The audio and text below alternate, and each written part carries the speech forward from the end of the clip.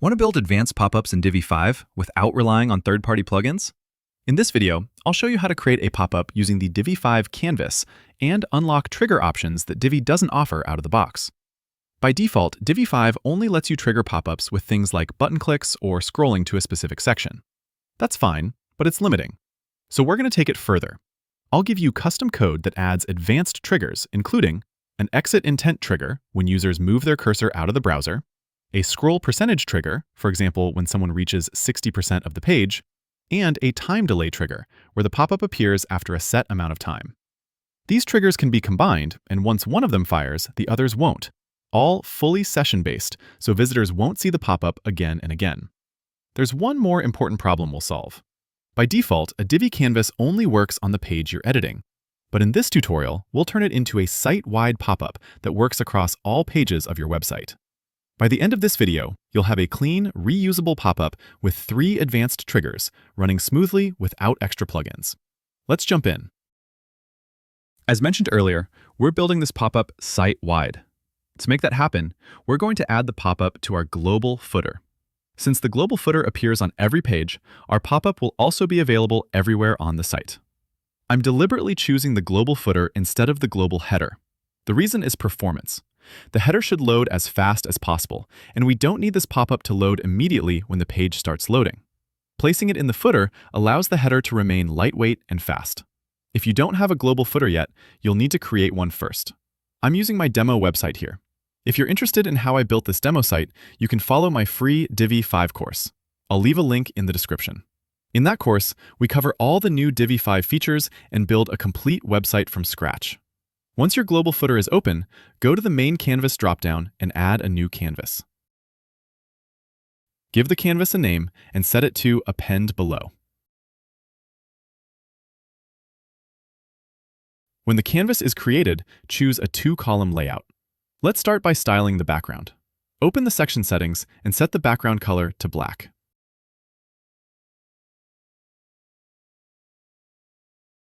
Then, lower the opacity to 80%. Next, go to Sizing and set the height to 100 VH. This makes the pop-up cover the full height of the browser window. Under Layout, set Justify Content to Center. This will center the pop-up vertically on the screen. Now open the row settings.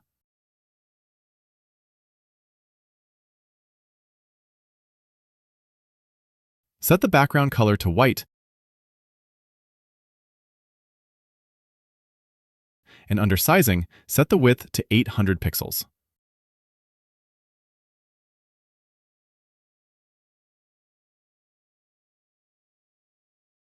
Then, add a border radius of 10 pixels to soften the edges. Open the first column settings and add 35 pixels of padding on all sides.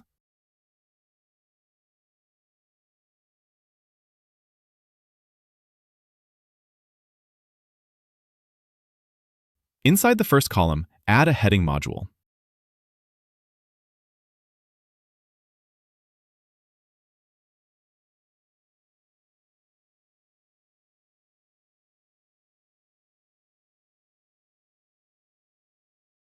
Set it to an H2 with a font size of 54 pixels. I'm using the Laura font family, and I increase the line height to 1.1.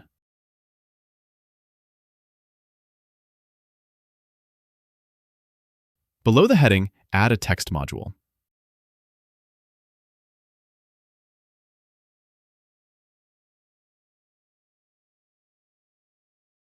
Set the text size to 18 pixels, the line height to 1.6, and the font weight to regular. Next, add an email opt-in module.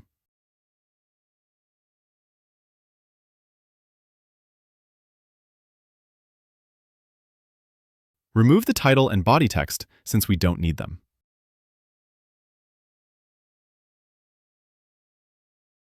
Under Email Account, set up your email provider. I'm using ConvertKit, so I select that option and enter my API key and secret. This step may differ depending on the provider you're using. Once that's done, choose your email list. I'll disable the name field because I only want to collect email addresses.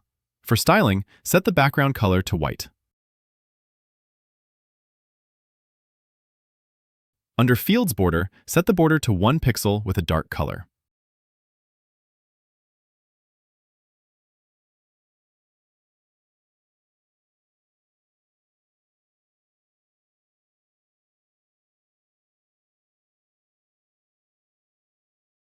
For the field padding, set the top and bottom padding to 11 pixels.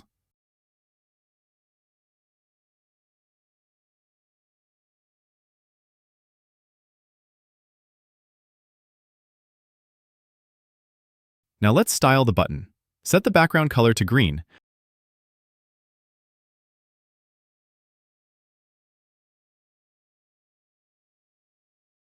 The border width to 0.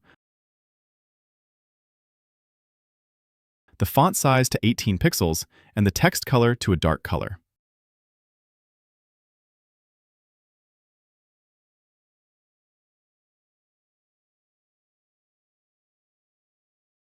Add 8 pixels of padding on the top and bottom, and 15 pixels on the left and right.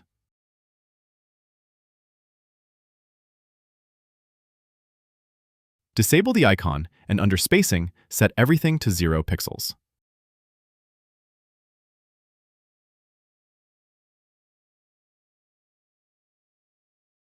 Open the second column and add a background image.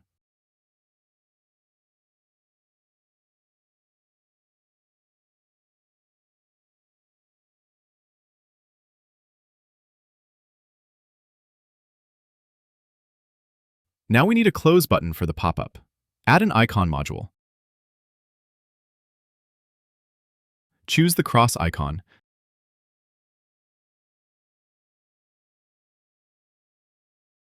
Set the size to 40 pixels and align it to the right.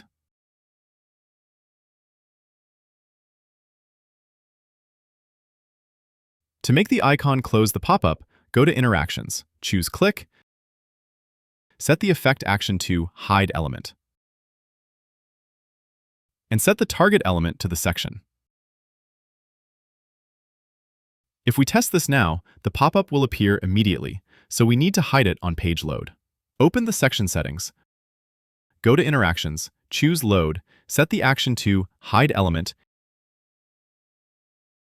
and target the section. This ensures the pop-up is hidden when the page loads. You may notice that the pop-up is now also hidden inside the canvas. This happens sometimes. To fix it, enable Wireframe View, then disable it again, and the pop-up will reappear. Open the section settings again. Set the position to Fixed, center it,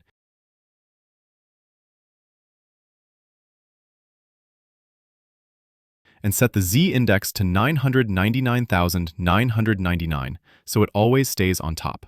Add an animation to the section. Choose Fade with a duration of 300 milliseconds.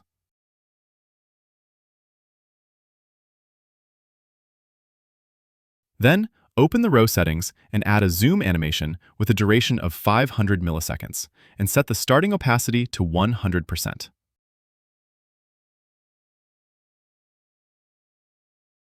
Let's check the tablet and mobile views.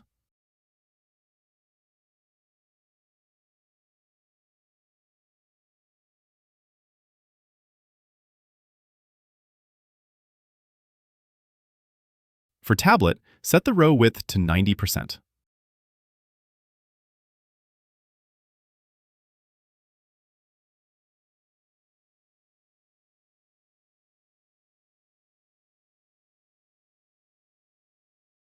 In desktop view, open the second column and disable it for phone.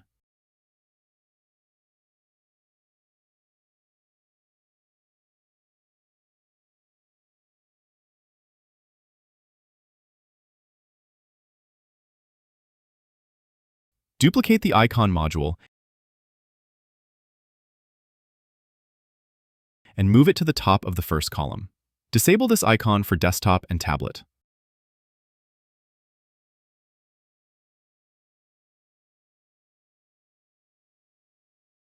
On mobile, adjust the icon position by setting it to absolute and place it in the top right corner.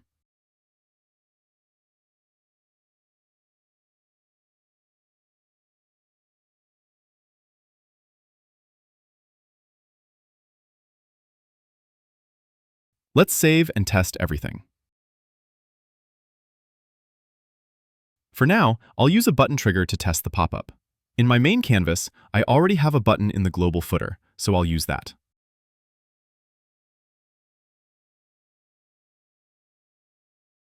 I add a click interaction, set the action to show element, and select the pop-up section as the target.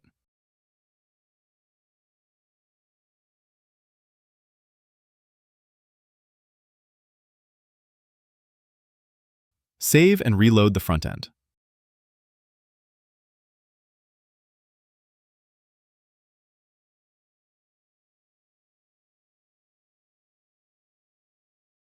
When I click the footer button, the pop-up appears, so it's working.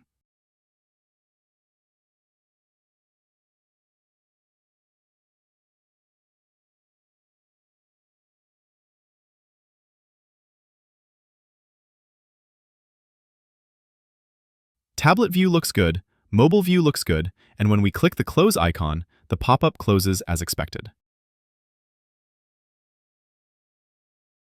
Now that our pop-up is fully built, we can move on to the most powerful part, adding custom triggers. We're going to add 3 advanced triggers: an exit intent trigger, a scroll percentage trigger, and a time-based trigger. Before we do that, there's one important thing we need to take care of first. Earlier, we used a button click to test the pop-up. We must remove that trigger now. If you leave any existing interaction triggers in place, the custom triggers will not work correctly. So make sure the click interaction on the button is completely removed. Next, copy the trigger code from my website. I'll leave a direct link in the description.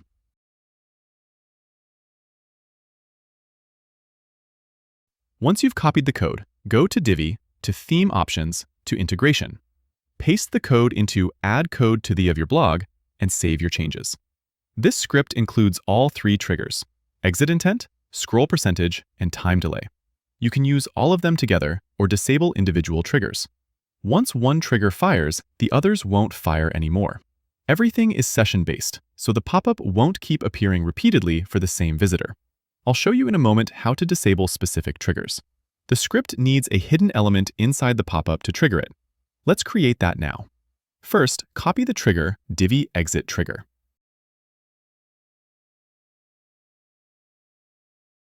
Go back to your pop-up canvas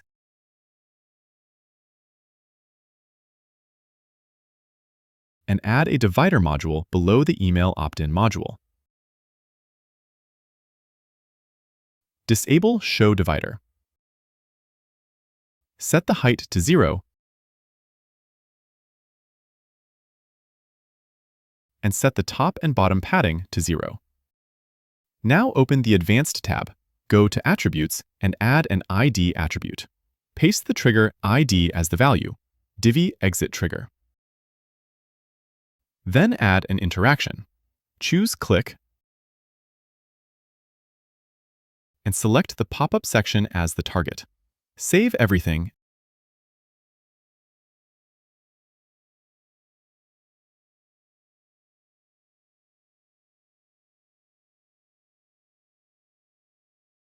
and open the website in a new incognito window.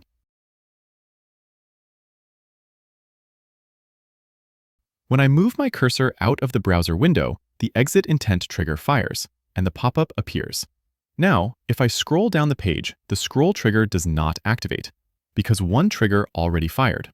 If I refresh the page, the pop-up won't appear again. That's because the triggers are session-based. To test another trigger, I need to close the incognito window and open a new one.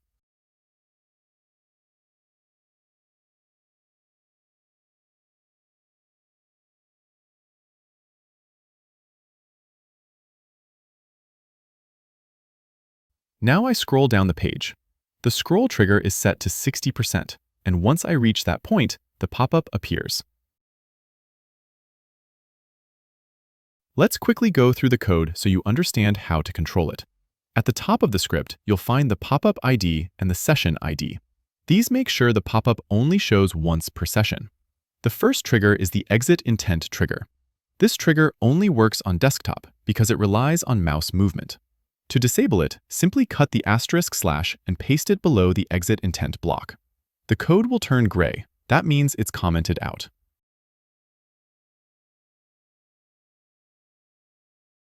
The second trigger is the scroll percentage trigger. By default, it's set to 60%. If you want it to trigger earlier, for example at 30%, just change the value from 60 to 30. To disable this trigger, comment it out the same way.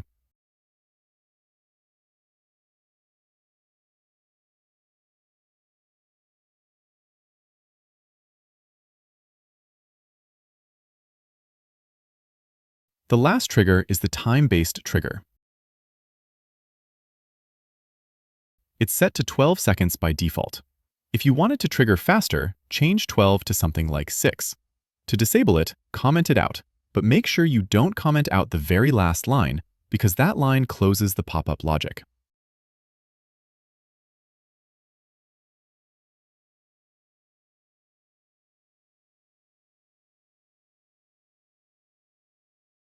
If your pop-up isn't working, here are a few things to double-check.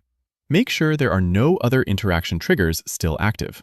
I had to remove the test button trigger earlier. If you're using caching, clear everything. Plugin cache, server cache, and CDN. I'm using SiteGround, and I had to clear the dynamic cache a few times. Make sure the pop-up canvas is set to append below.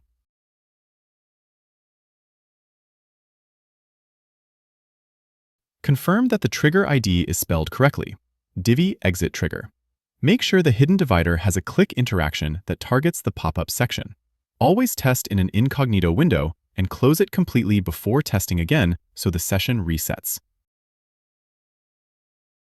The pop-up is now available on all pages of your website. If you don't want it to appear on certain pages, you can create a new template, select those pages, and disable the global footer for that template. Since the pop-up lives in the global footer, it won't load on those pages. And that's it for this tutorial. You now know how to build a site-wide pop-up in Divi 5, add advanced triggers, and keep everything lightweight and plugin free. If you found this helpful, hit the like button. It really helps the channel. And if you want more Divi 5 tutorials like this, make sure to subscribe. Thanks for watching, and I'll see you in the next video.